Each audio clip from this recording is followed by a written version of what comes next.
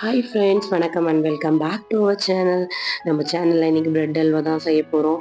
Bread halwa ரொம்ப டேஸ்டியாகவும் குழந்தைங்களுக்கு பிடிச்ச மாதிரியும் இருக்கும். எப்படி செய்யலாம் அப்படின்றத பார்க்கலாம் வாங்க. நான் ஒரு 6 ப்ரெட் ஸ்லைஸ் எடுத்து அது ஓரங்களில் கட் பண்ணிவிட்டு, இந்த ஓரங்களில் கட் பண்ணதை தூக்கி போட தேவையில்லை, அதை நம்ம கொஞ்சமாக அரைச்சி எடுத்துக்கலாம்.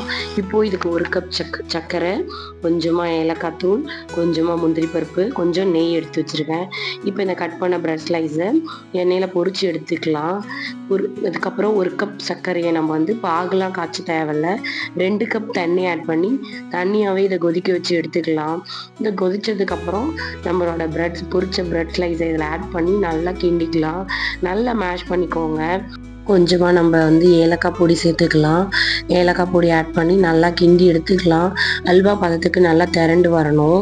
அல்வா நல்லா திரண்டு வரும்பொழுது நம்ம கொஞ்சமாக நெய்யை காய்ச்சி இதில் முந்திரி பருப்பை ரோஸ்ட் பண்ணி எடுத்து இதில் ஆட் பண்ணிக்கலாம். இப்போ இந்த அல்வா நல்லா திரண்டு வரணும். இப்போ நம்ம எண்ணெயில் பொரிச்சதால் கொஞ்சமாக நெய் ஆட் பண்ணால் போதும். ஏன்னா ஆல்ரெடி நம்ம ஊற்றிருக்க எண்ணெயே திரிஞ்சு வரும்.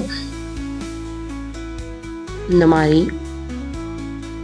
நல்லா கிண்டி எடுத்துக்கோங்க. நம்ம கடாயில் ஒட்டாத மாதிரி வரணும்.